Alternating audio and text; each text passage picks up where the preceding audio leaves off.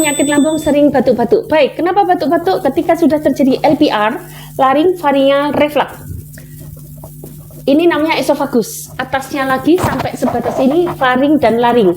Ketika sudah sampai laring terhisap oleh paru-paru, terjadilah batuk-batuk, kemudian menstimulasi keluarnya dahak, membuat iritasi pada pita suara, maka akan terjadi serak dan lama-lama akan menyebabkan iritasi pada bronkus, menyebabkan bronkitis dan sesak nafas.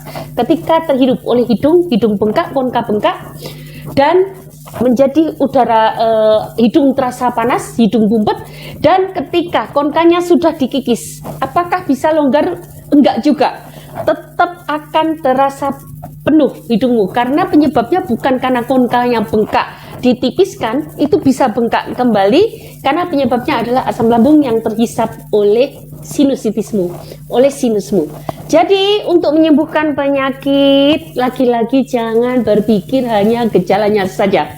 Sebabnya apa? Itu yang kita bereskan. Aneka gejala, satu demi satu akan hilang, tapi bersabar, tidak sekaligus.